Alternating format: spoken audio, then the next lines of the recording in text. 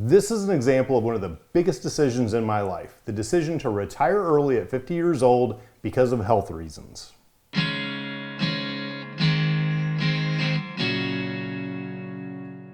We've discussed a lot of decision-making components over the past few weeks, and this is one of the most important decisions I will ever make in life, and it includes almost every component we've talked about. In a previous video, we already talked about the decisions I made previous to this point that allowed me the potential option. This is about the actual decision to do so. In 2022, the CDC increased the life expectancy to 77.5 years. Now, the standard approach that we've talked about in the past is that people generally work until the expected age of retirement.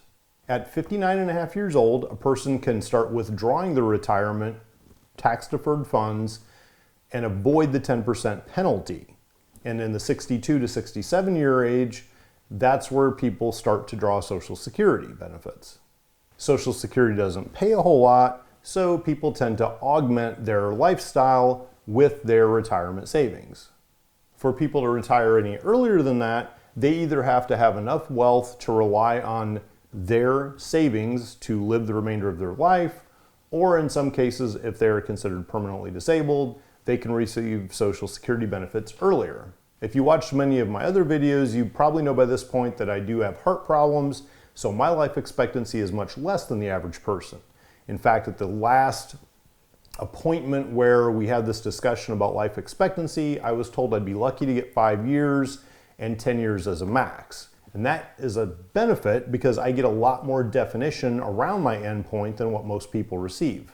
Now, I'd had previous discussions with a financial manager about planning out my retirement, but with that whole news of the 5 lucky 10 max, it caused the need to take another harder look at the real numbers. The question I was trying to answer in this example was, can I retire now? In most of our decision-making examples, we've been looking at multiple scenarios and trying to make the best objective decision or know what that objective decision is and make an emotional decision knowing what the cost of that is. In this case, we know that the current path of just continuing to work will be the option that results in the most resources when regarding money.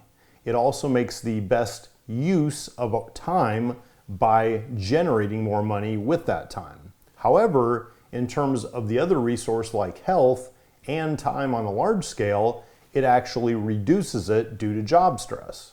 Since I'm very likely to expire at an earlier age than typical retirement age, that would mean that to continue working would mean that I would probably work until the day I died, saving for a retirement that I would never get, and that seems like the most awful way I can imagine to end life.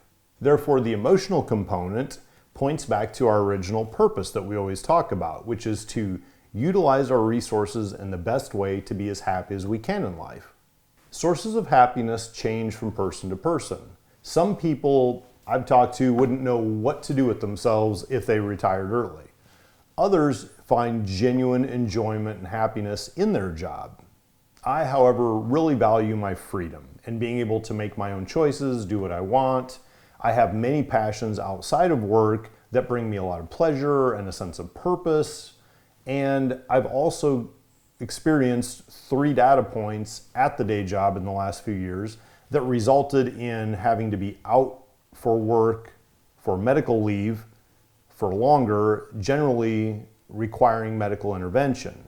So not only is this an emotional decision to be happier, it's also looking at my health resource and trying to conserve that as much as I possibly can. I'm only here for a while, and patience is not my style. Since this time we're just looking for a binary yes or no, instead of the multiple scenarios, we just have one scenario that we're going to be examining. Now, this was a long process that took me a long time to put together and refine, and the end result is this massive spreadsheet that calculates this scenario planning. I'm sanitizing this spreadsheet because I don't really want to put a bunch of personal financial information out there, but I'm going to try to cover all the concepts that went into this. The first step is to look at assets as they stand today, and I can update these by month to generate the most up-to-date values. And these assets are broken up into three main categories. The first one is tax deferred or retirement funds, as we would generally call it. This is going to include things like IRAs, retirement accounts, 401ks. So for my particular case, it includes a 403B, which is the retirement account that I had through a previous employer that was not for profit. That money, when I went to move it into a consolidated IRA, I found out they have some requirements around it. They would only allow me to pull out 85% of the monies, and the other 15% had to be distributed over a 9-year period, which I had a lot of heartburn with because I don't expect to make 9 years. So I should have been looking at that way earlier. I just wasn't aware of that constraint. Can't turn back the clock. Took the 85% out and put it into this consolidated IRA. The second one was an IRA that I had from another previous employer that I was just using in E-Trade to invest where I thought was a good idea. So I took both that IRA and the one from the other previous employer in the 403B, 85% of it, and put those into one consolidated IRA with my new financial manager. The last and biggest item in this is my current 401k with my current employer. The second category is post-tax assets. So this is where I keep things like stocks in E-Trade, bank accounts. I have laddering CDs, which was a strategy I started implementing when CD rates went up a little bit, is to buy a new one every month. That way, for that period of time I'm investing in that, it will generate sort of augmenting income as they mature. So in looking forward to will I retire, that gave me this supplemental income, so to speak, that provided me a little bit of cushion as I figured out the long-term plan. The third category is made up of the less liquid assets. So the biggest one is the house. The other ones are things like vehicles. The other items, some people may have a lot more jewelry or art or whatever it may be that they collect that has a lot of value. I don't really think I have anything else that high of value that I'm going to spend the time putting into this spreadsheet though. Once I had the assessment of current assets, then I created my budget. And this is a tool to get to what we call a burn rate, or how much money we spend every month. The ideal way to do this is to have data for at least a year, if you can, of how much money you spend month to month. We're going to talk about resource management and tracking in a later video, but the general concept here is you need to understand how much money does it take to live month to month.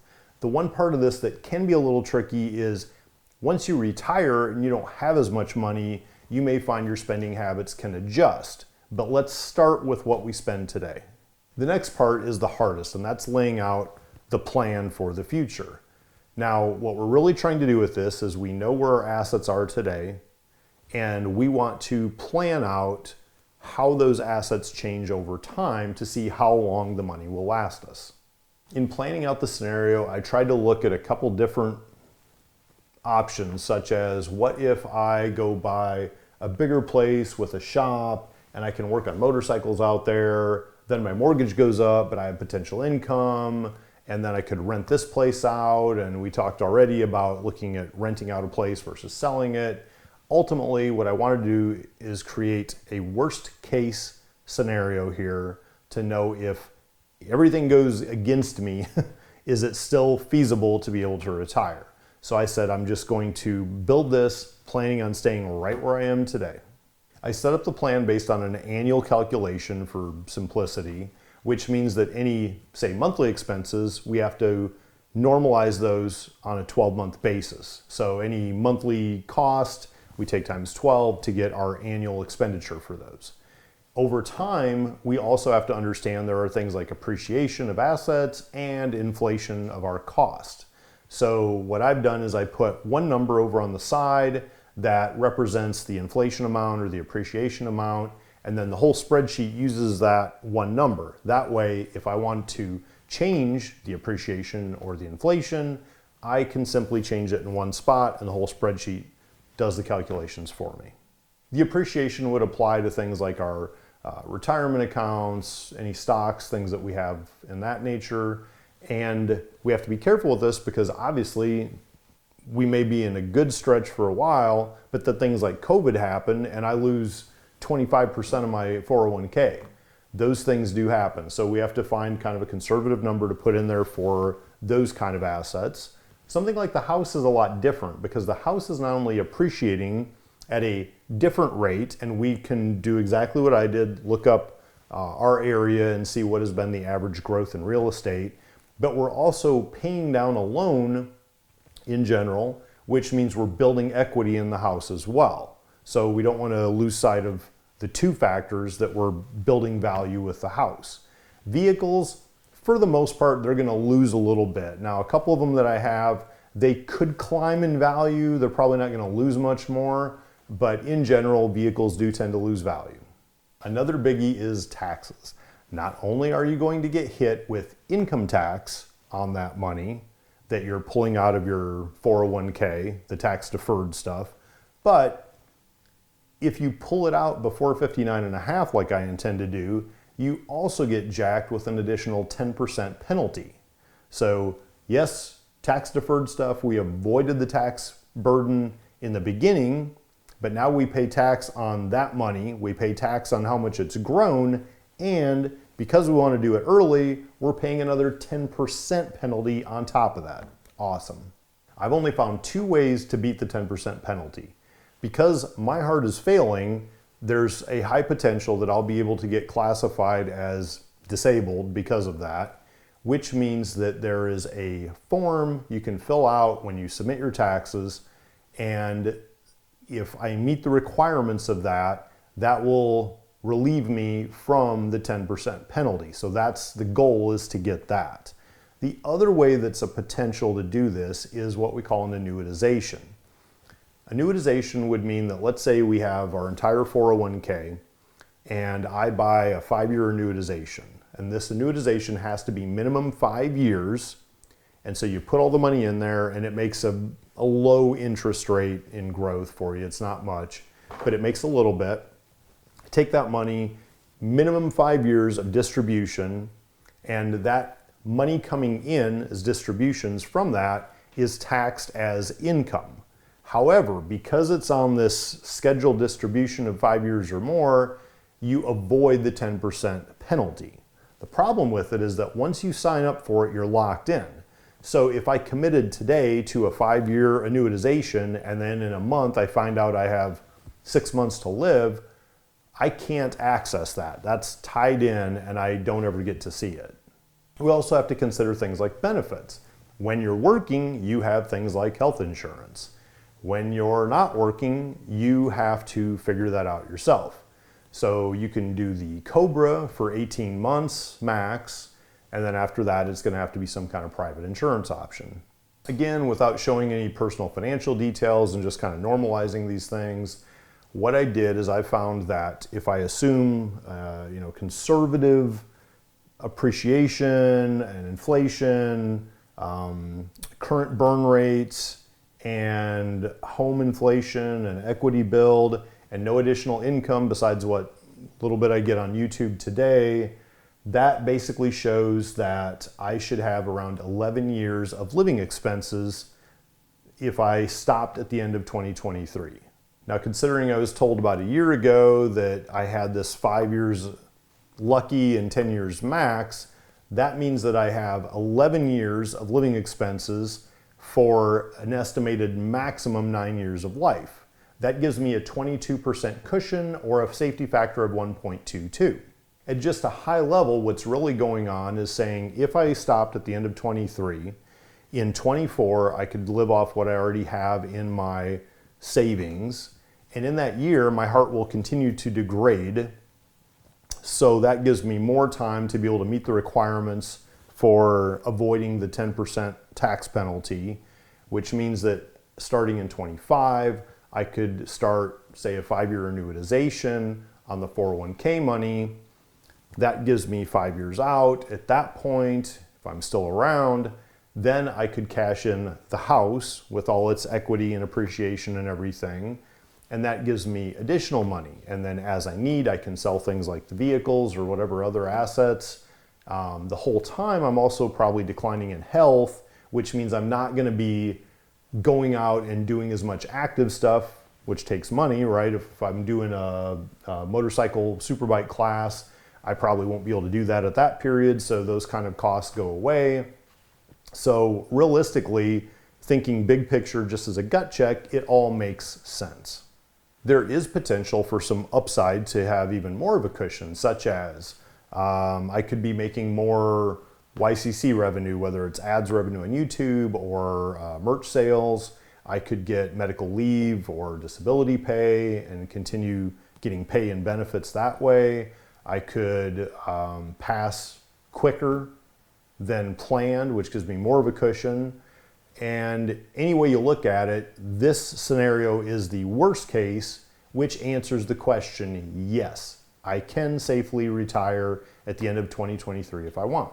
After going through this exercise, I lasted maybe a week and a half into 2024 before I pulled the trigger. Since my health was continuing to decline faster and faster, instead of just retiring, I did file as being out on medical leave, which means currently today, as we're going through all these tests and stuff, I am still receiving medical leave pay and benefits.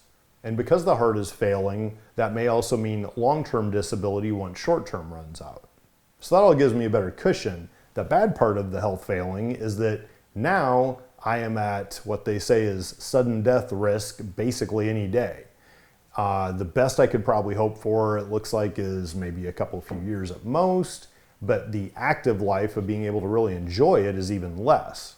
So the problem has gone from running out of money too soon to running out of health and big scale time too soon. As I told my financial manager, who's really focused on how do we make this money last as long as possible, I said, you need to think less like a financial manager and start thinking like Brewster's Millions. Depending on how everything shakes out with these next tests and what the doctors say, I may be in a situation where the annuitization just doesn't work for me, and I may have to look at it in a way of just let me cash out everything I can in the 401k, I'll go ahead and take the tax hit, but that's worth it to be able to enjoy whatever happiness and experiences I can in the short time left. In retrospect, now I wish I would have retired a long time ago, but I didn't know the heart was going to fail as fast as it did. I didn't know the valve was going to fail like it did. So I made the best decision and just kept working based on what I knew at the time. In late 23, I adjusted the plan based on the new life expectancy that I had, made new numbers, made the scenario, and made a decision that yes, it's okay to retire now. And this is what we do. We take the information at hand, we make the best decision we can at the time, we consider things like future possibilities or potential risk, and then we adapt as new information becomes available. That's how we make the most solid life decisions, especially something as critical as deciding to retire at 50. And I'm so tired that I gotta go. If you haven't done so, please click the link below to subscribe to the channel, hit the little bell for notifications, check out the YCC merch store, see if there's anything you like, and let's use casual sense.